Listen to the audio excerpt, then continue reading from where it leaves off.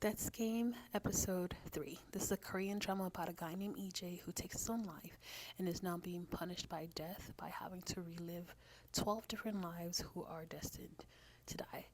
This is a summary or recap for those who never got a chance to see the series or those who just don't care about spoilers and just want to know what happened. If you watched the last video, then we know that EJ was living life number 4 as Ijun, who was a fixer for a gang. And Ijun had stole 10 billion Korean won from his mob boss, and he had been tortured and had just escaped. He was on a high-speed chase on a bridge, and that's where it left off.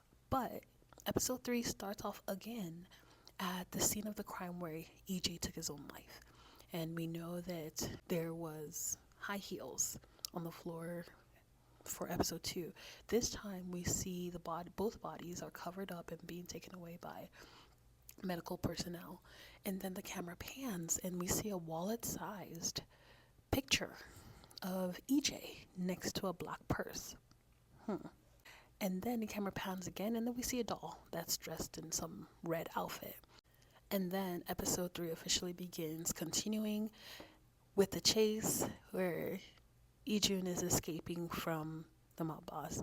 The chase takes us through the streets of Korea, takes us through shopping malls, rooftops, lots of crashes and damages, and he eventually drives off of a roof into a pool who knows how many feet below, and that's how he outsmarts the gang and is able to escape. Ijun then meets up with the girl that he was supposed to make disappear but instead helped escape. They meet up and she's asking where's the money. He tells her where the money is, and guess what? She ends up betraying him after she finds out where the money is and offs him. And that's how life number 4, Ijun, ended. Sad, right? Since the life of Ijun is now ended, EJ is now sent back to death, and he is eager to be sent back into what his next life will be because he still wants that money. He's pissed off, but he wants that money. Death sends him to life number 5, and this is Cho Tae-sung, who is played by EJ. I like him.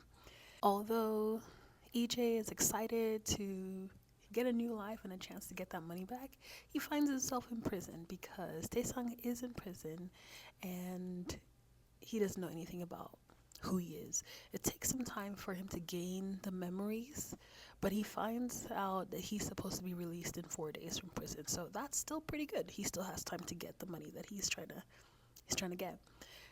But guess who he runs into in jail? Lee Jin-sang.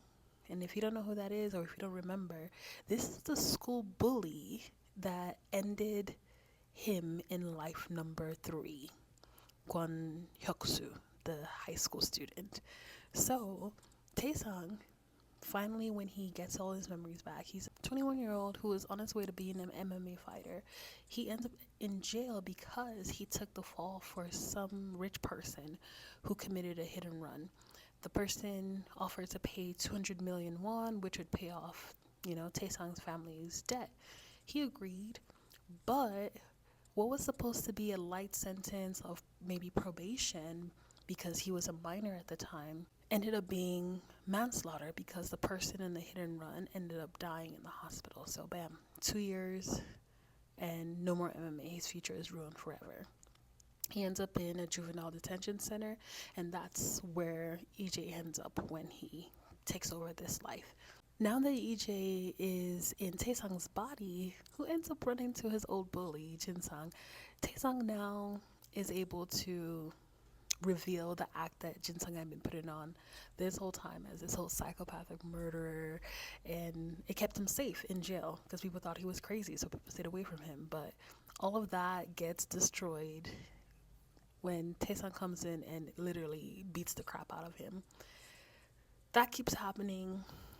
Then a hit is put on Tae-sung literally days before he gets out of jail, and a bunch of men who were sent to make sure he doesn't make it out of prison attack him, but because of his MMA background, he's able to fight them all off and continue on.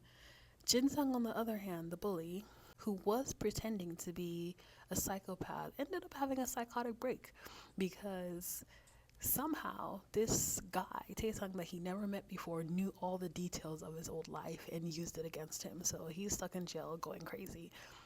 Release day arrives. Taesung is only focused on getting that 10 billion won that the hitman had hid in his past life. He gets the money, puts some of it away, and gets on his way to see Taesung's mom. There's always going to be a soft part in his heart for moms because, he loved his mom. And as he's just around the corner from Taesung's mom's house, he gets stabbed by the father of the girl who died in the hit and run. Crazy turn of events.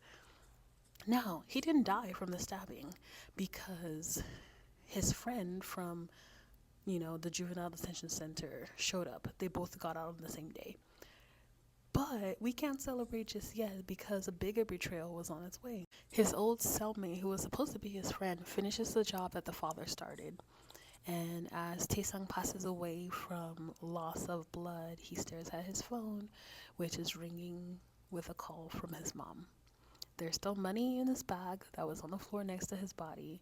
His friend could have easily helped him, but it is what it is. That marked the end of life number 5. EJ now returns to death, sad, but eager for the shot that would send him into his next life so that he can go back and get the money that he put away. But when he wakes up in his new life, it's in the body of a baby, an infant, and that is where episode 3 ends.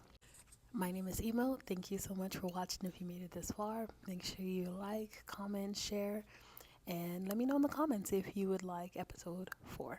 Until next time, bye.